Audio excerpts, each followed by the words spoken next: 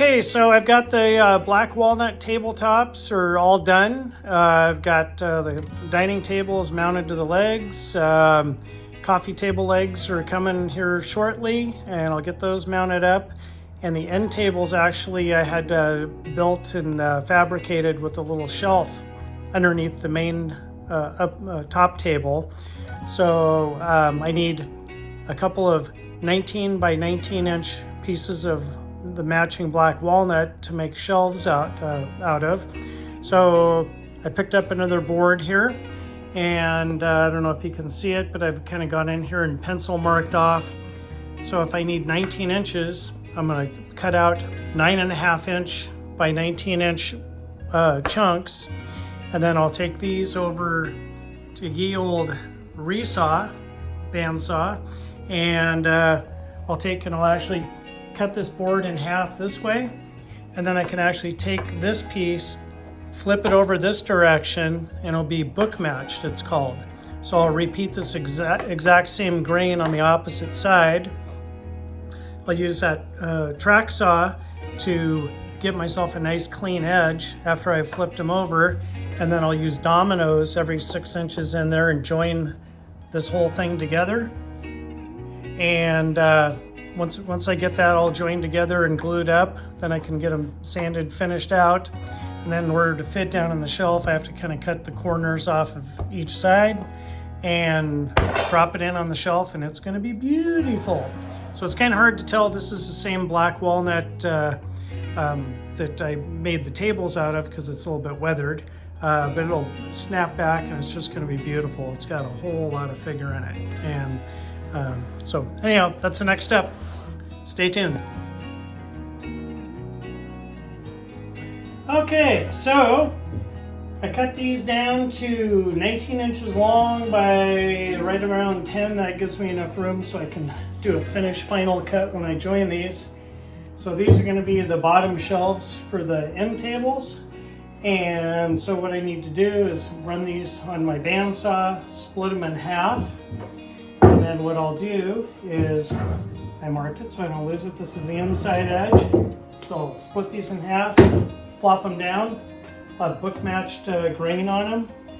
And then these are a little bit damp, so I'm going to clamp these things up between stickers and let them sit for a while and settle. They'll dry a lot quicker when I've got them split like this. And then after they're all dried up, I'll drill all these out with a domino joiner, pop in the dominoes. I just happen to have one laying on my bench. They look like this, and those get inserted in here. I've got different size ones, but those will go in here, and I glue up this joint and pull them together, and get a nice seamless seam. So now we just need to fire up the sawdust extractor.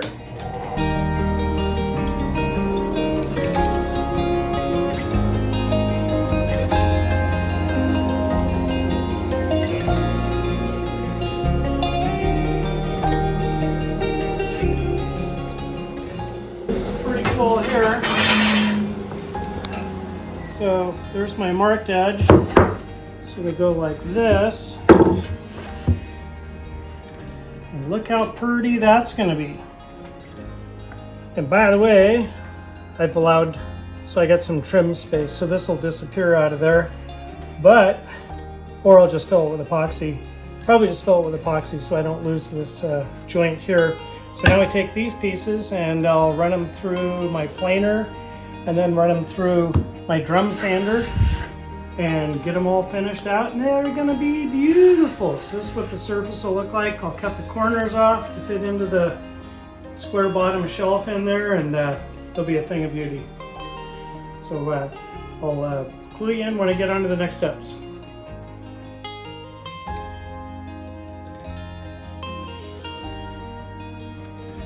All right, I had to add this into my video. So I got these cut, as I suspected. They're still a little bit moist. These were stored outside over at Baskin's mill, and I picked up an additional slab of walnut from him for these shelves.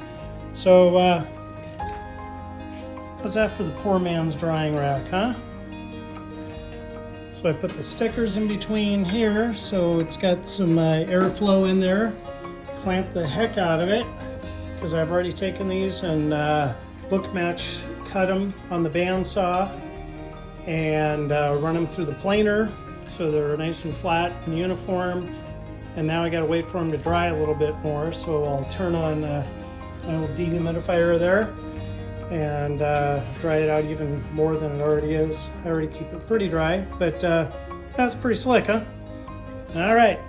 Okay, so here we go. We're gonna take, these are the lower shelves on the end table for that black walnut end table to go with this set. And so I've got my saw all set up here. And what I did is I clamped up the two halves. And essentially what I'm doing is I'm going through and I'm resawing this with one saw blade cut so that the two pieces will fit together perfectly and it hides the seam. So, yep, ready to rock and roll. I'll show you how this is done.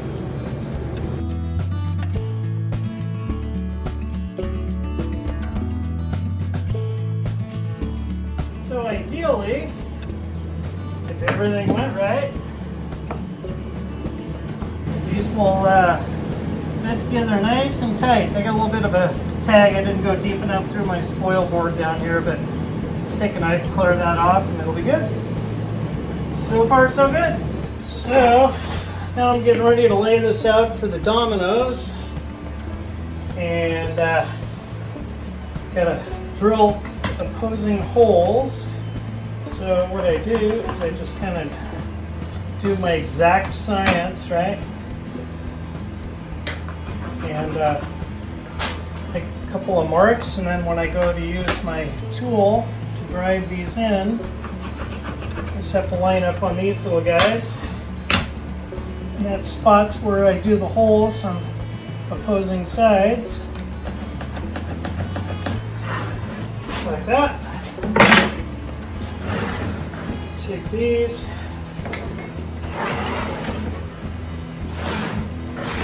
These across here is what I figure.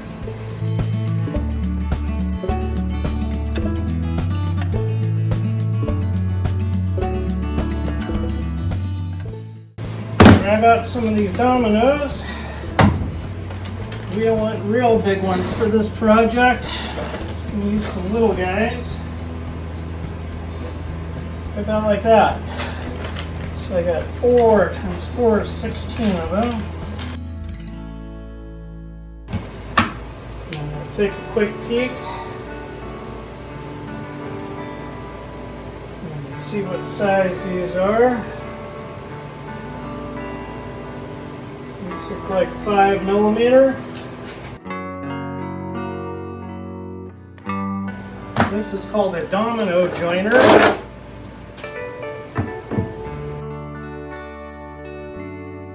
Now, I'm going to pause the video while I do the setup on this so I don't bore you to death.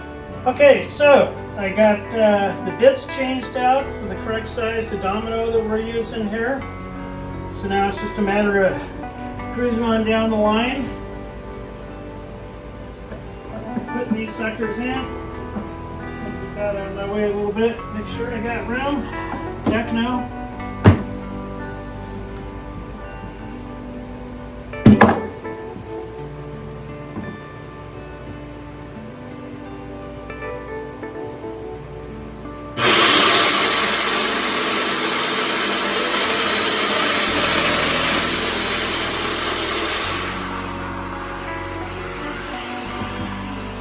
Rather than bore you to tears with a long video of me doing that, here's what it does.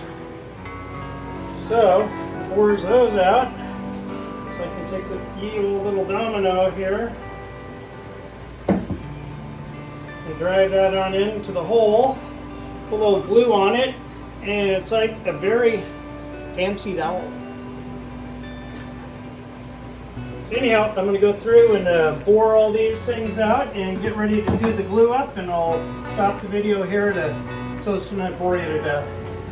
Okay, so I got the glue on here, so now we take this, lay it down, bring this over. Theoretically, all these line up straight. Good, they do. Kind of pull these in. And then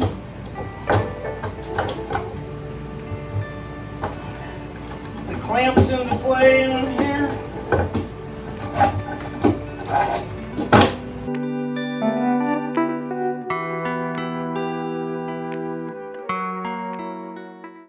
And you put another clamp over the top to offset the pressure so all the pressure is straight. So we're going to go from here, pull one more on down in. Get everybody nice and tight. That's how you hide those seams.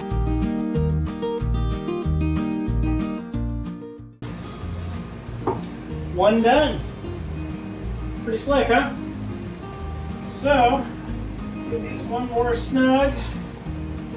Fortunately, this walnut is nice hard wood. So we're all set.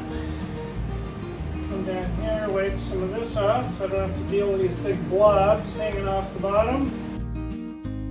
There it is. Ready to roll. So we'll let that set up overnight. And pop these off tomorrow and sand it flat. Got one more to do. Then I'll bring it back on in for the next steps.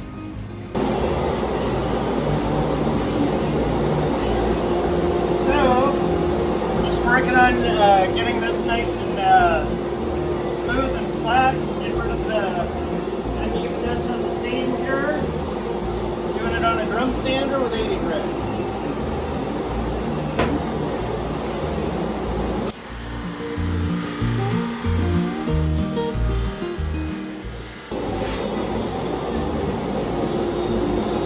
Sweet, huh? Now we go in and sand this down a little bit more, and then we'll start epoxy filling this and keep on cruising.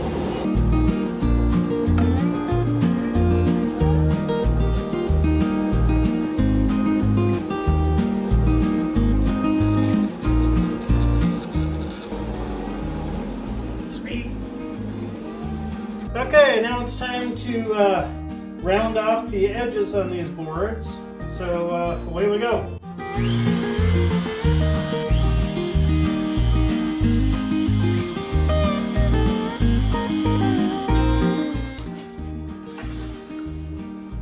Sweet! Coming together, coming together.